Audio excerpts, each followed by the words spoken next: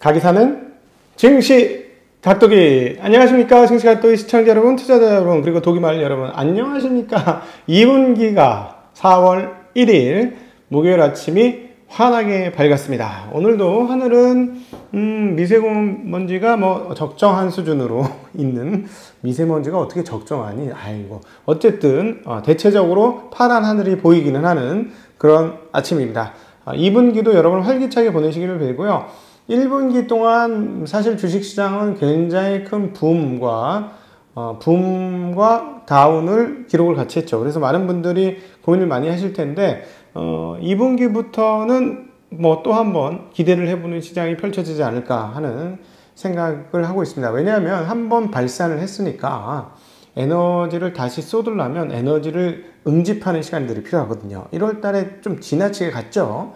그렇기 때문에 지난 2달간의 쉼은 에너지를 좀 응집하는 기간이었다라고 볼 수 있겠고, 그러나 투자자 여러분들이 또 생각하셔야 될 게 뭐냐면, 시장에 기대서 수익을 내겠다라는 거는 영속적이지 않아요. 너무 이제 그렇게 하면 자꾸 타이밍 잡아야 되는데, 우리 전문가들 입장에서는 항상 하는 말이 뭐예요? 타이밍 잡지 말라는 얘기인데 타이밍을 잡게 되죠. 그러니까 뭐냐면 낮은 확률로 시합을 하게 된다는 거예요. 여러분, 우리 뭉치면서 한다고 축구하고 농구하고 막 하는 애들이 어쩌다가 운이 좋아서 이기는 걸 바라는 것보다는 실력을 키워서 이기는 게 맞겠죠. 주식시장도 마찬가지입니다. 어쩌다가 운이 좋아서 맞는 거는 가끔씩 밖에 안 일어나요. 그래서 실력을 가지고 가셔야 되고, 그리고 또 하나의 방법은 계속 말씀드리지만, 대형주 중에서 관심 없는데 이익이 계속 잘 나는 회사들, 이런 회사들을 갖고 있으면 괜찮아요. 대신에 이제 목표 수익률을 낮추면 되죠. 젊은 분들이 왜 어려움을 겪냐면 목표 수익률이 너무 높기 때문이에요. 빨리 인생 역전하고 싶어. 그런 일은 없어. 얘들아. 없어. 공짜 점심 없어. 다 노력이 들어가야 돼요. 네, 어쩔 수 없습니다. 여러분의 노력을 도와드리는 증시 각도기 TV 여러분들과 함께 하도록 하겠습니다. 항상 저희 격려해 주시고 북돋아 주시는 분들 굉장히 감사드리고요. 이게 이제 성장이 좀 정체되면 우리 하는 인원들이 좀 힘이 빠질 수 있어서 여러분 계속해서 주변 사람들에게 알려주시고 성장도 할 수 있도록 해주시면 주변 분들이 더 그 힘을 얻을 것 같습니다. 저요? 저는 뭐 또라이잖아. 상관없어. 그냥 가는 거지 뭐. 네, 오늘 드릴 말씀이 별로 없습니다. 오늘은 너무 뻔한 장이었기 때문에, 오늘도 뻔한 장, 오르긴 했습니다만 뻔한 장이었습니다만, 하나 이제 눈여겨보아야 될 게 1.73%까지 10년물 금리가 올랐다 이 말이에요. 그럼에도 불구하고, 아니다, 744네 이제. 1.744까지 올랐음에도 시장 충격은 있다 없다? 없다. 특별히 어디가 없다? 기술주들이 없다. 옛날에 1.74면 어떻게 돼? 발작 났잖아요. 발작이 안 나더라. 자, 이제 이해되시죠? 저희 각도이티 아침 미국 시황을 보신 분들은 이제 이해돼 라고 생각하실 거예요. 뭐가 생겼다? 네, 맷집이 생겼다.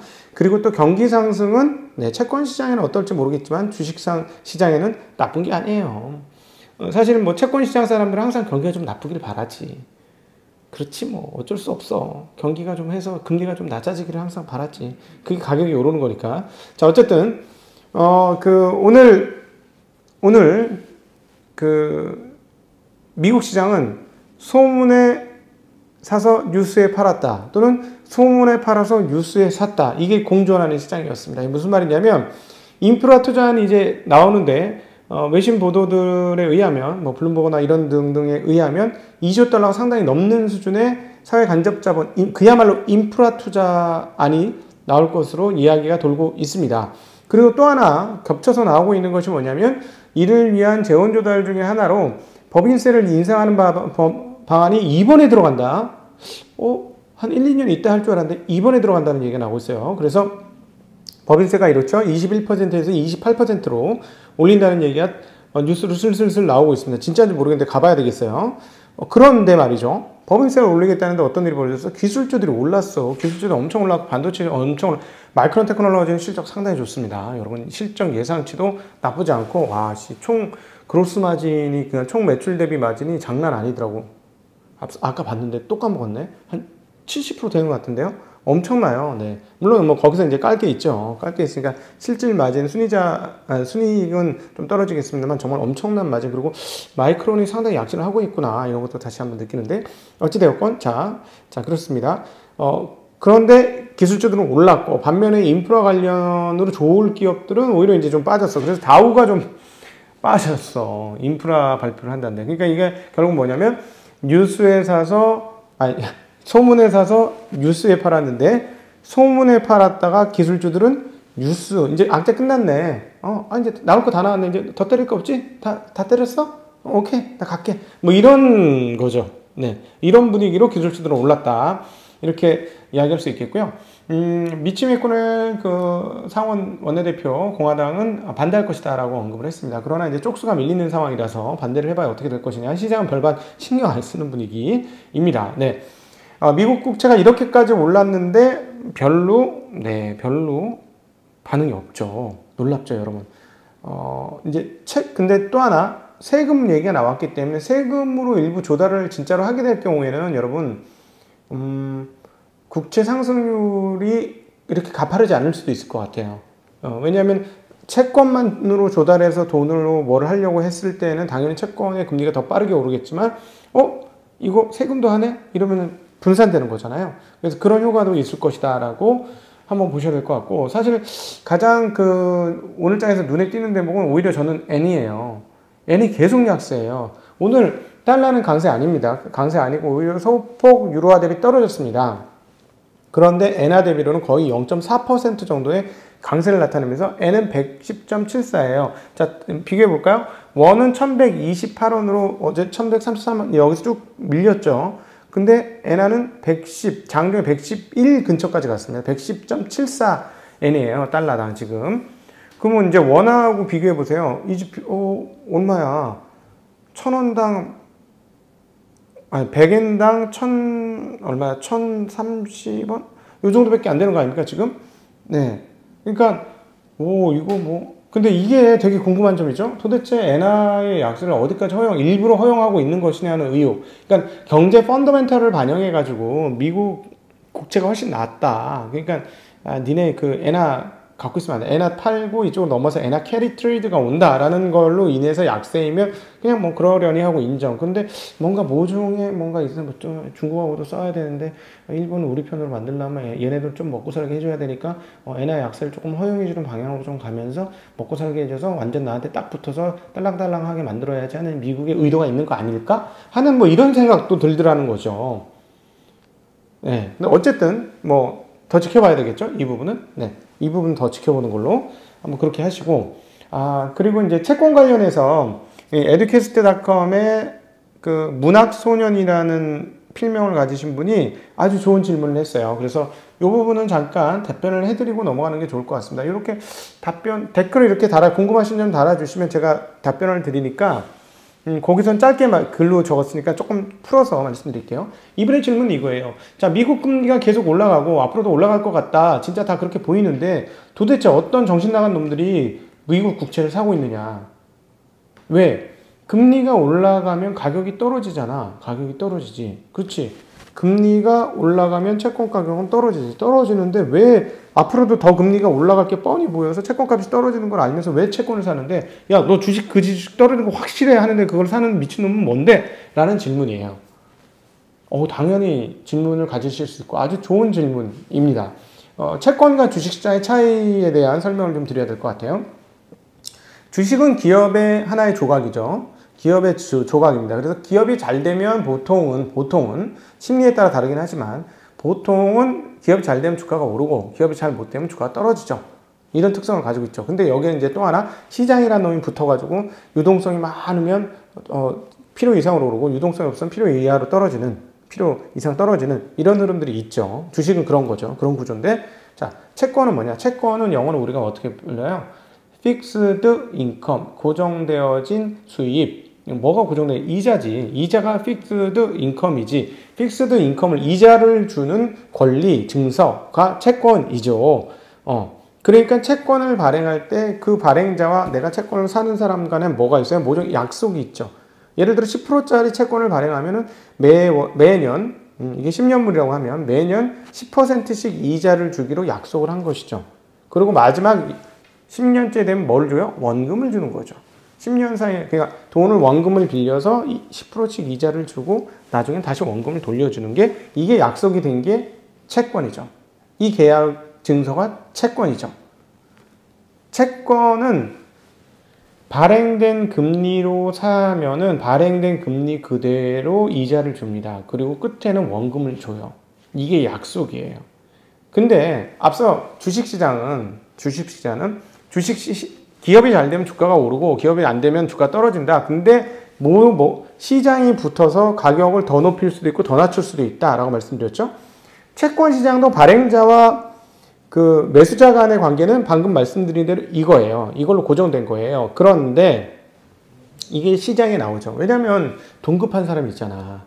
돈 급한 사람이 얘는 채권을 발행했고 얘는 채권을 사줬어. 그럼 얘가 채권 증서를 들고 있는데 갑자기 돈이 필요해.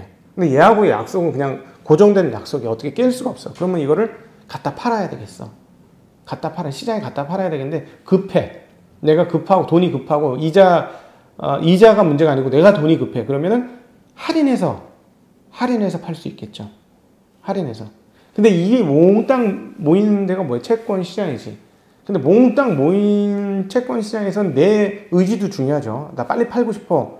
아니 천천히 팔아도 돼. 하는 내 의지도 중요하지만 뭐가 있어요? 그 당시에 컨센서스로 형성되는 금리 수준이라는 게 있어요. 근데 이 금리는 어디에 영향을 받죠? 중앙은행에 영향을 받죠. 중앙은행의 기준금리, 콜금리에 영향을 받는 거죠. 기준금리에 따라 더 높아질 수 있고 낮아질 수 있고. 기준금리가 오르면 같이 올라가지. 시장의 전체적인 분위기의 금리가. 근데 지금은 뭐예요? 시장 분위기의 금리가 올라가고 있다라는 거죠. 그러니까 지금 채권 가격은 떨어지는 건데 이 계약은 살아있어. 이 계약은 살아있는데 내가 급해서 팔려면 이 시장의 영향을 받아야 돼. 지금은 근데 시장이 약세, 채권 시장 약세로 가니까 어쩔 수 없어. 지금 팔고 싶으면 약세로도 팔아야 되는 거예요. 자, 그러니까 유통시장에서는 물론 이제 이 정도 올랐으면 다시 떨어질 수도 있다라고 생각해서 하는 사람도 있겠지. 유통시장에서 금리가 이 정도 올랐으면 이제 떨어질 거야 라고 잘못된 예상일지 어떨지 모르겠지만 있겠지. 그러나 채권 이런 것도 있다. 연기금 같은 경우는 이렇게 하겠죠. 그죠? 난 또박또박 너한테 이자 받는 게 중요해. 이게 중요해. 내 돈을 조금이라도 불려줄 수 있는 게 그게 중요해.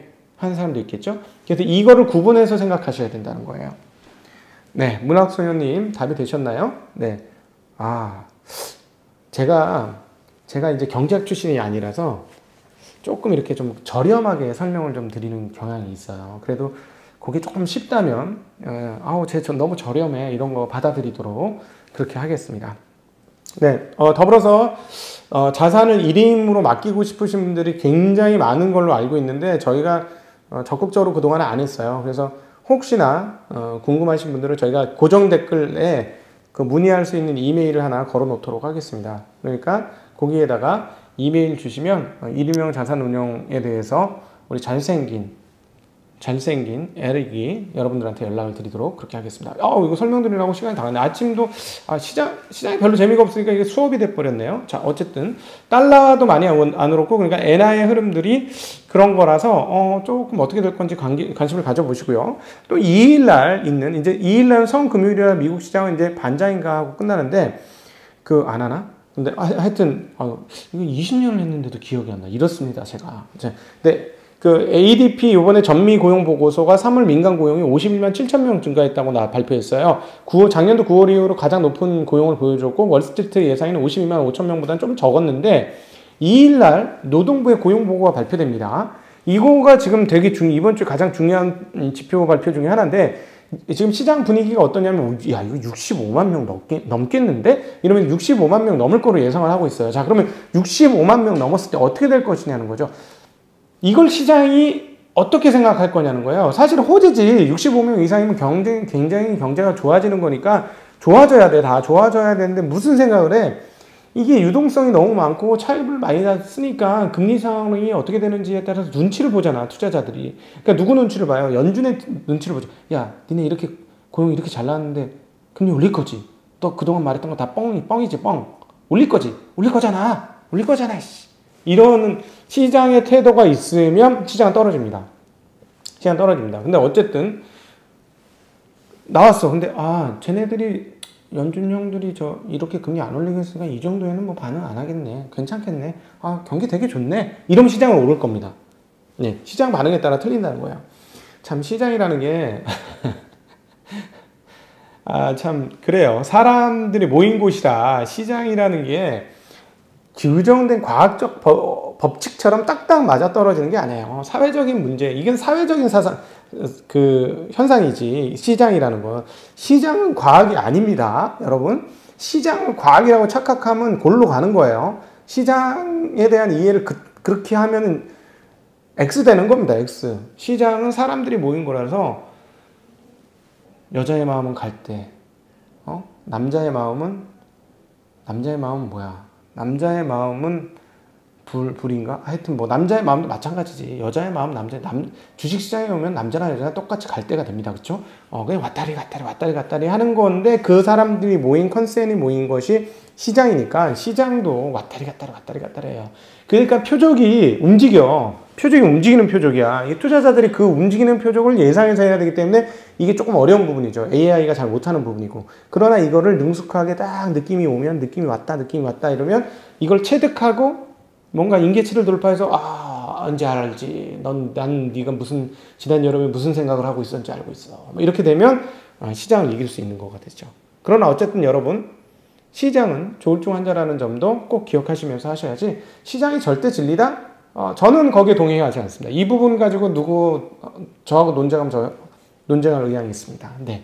자, 오늘 아침도 긴 시간 함께 해주셔서 진심으로 감사드리고, 자, 2분기 한번 기대해 보면서 제가 이제 빨간 넥타이 메고 왔는데 그 사슬을, 저주의 사슬을 한번 끊어보자 하고, 그냥 한번 정면 돌파해보자 하고 빨간 넥타이를 메고 여러분 나왔습니다. 자, 오늘 저녁에는 저주의 사슬이 끊긴 것을 여러분 보게 되실 것으로 기대하면서 이따 오후에 또 뵙도록 하죠. 인사드립니다. 안녕.